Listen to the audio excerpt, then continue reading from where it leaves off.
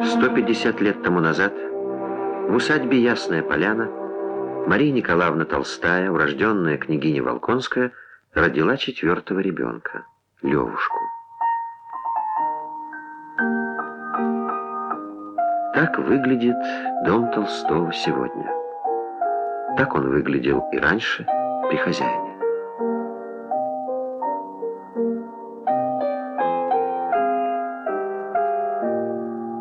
Здесь всегда было людно, шумно, гостеприимно.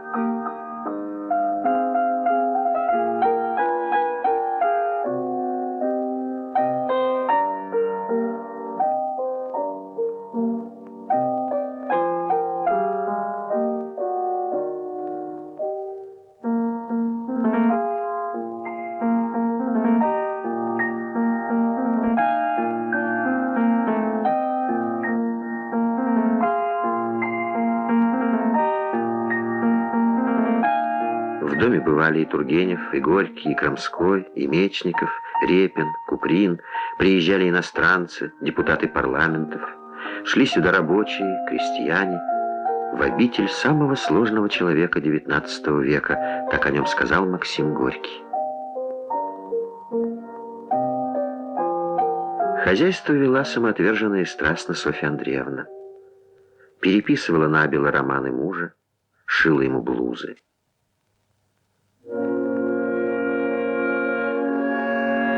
48 лет прожили они вместе.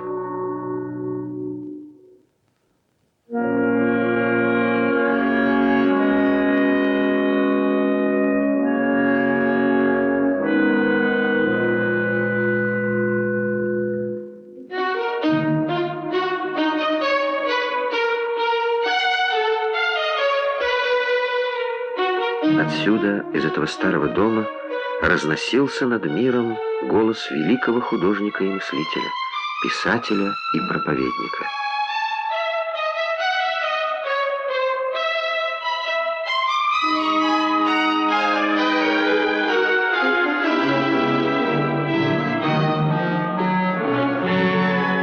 За этим столом были написаны «Война и мир», Анна Каренина, Хаджи Мурат, «После бала», «Не могу молчать».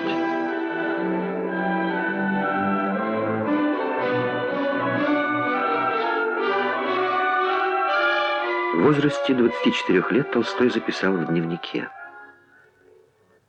«Есть во мне что-то, что заставляет меня верить, что я рожден не для того, чтобы быть таким, как все. Я стар, пора развития или прошла, или проходит, а все меня мучит жаждой. Ни славы я не хочу и презираю ее, а принимать большое влияние в счастье и пользе людей». 28 августа 1908 года мир отмечал 80-летие великого писателя. От официальных торжеств он отказался. День провел в Ясной Поляне в кругу семьи. Сын Сергей, профессор Московской консерватории. Софья Андреевна, жена писателя. Сын Андрей. Деятельность Толстого, обличителя эксплуатации, врага официальной церкви, вызвала ответный удар реакции. Синод отлучил Толстого от церкви, предал его анафеме.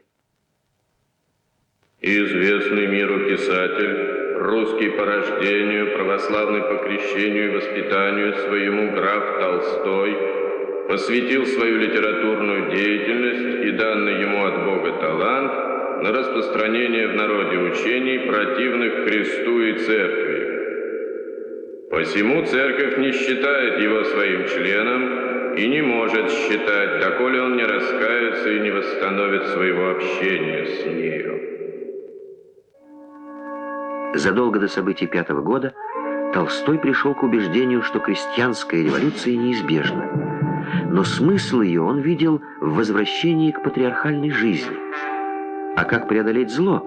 Не противлением злу, тогда оно само тебе покорится. Так думал Толстой.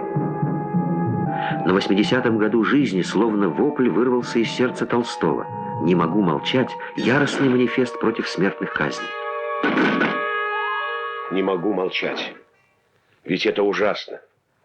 Нельзя и нельзя так жить. Я, по крайней мере, не могу так жить. Не могу и не хочу и не буду. Затем и пишу это, и буду всеми силами распространять то, что пишу, чтобы или кончились эти ужасные нечеловеческие дела, или кончил бы я, или посадили меня в каменный мешок, где бы я чувствовал, что не могу ничего сделать, или лучше всего. Так хорошо, что я и не смею мечтать о таком счастье.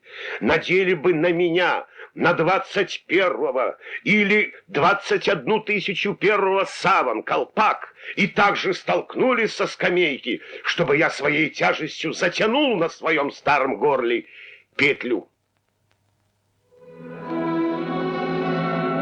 Гениально найденные и врубленные навечно в людскую память слова «не могу молчать» прозвучали для современников и для нас теперь звучат как смысл и символ всей его жизни, как призвание, как форма обращения к миру, с которым он находился в собеседовании в течение 60 лет и теперь находится и будет находиться.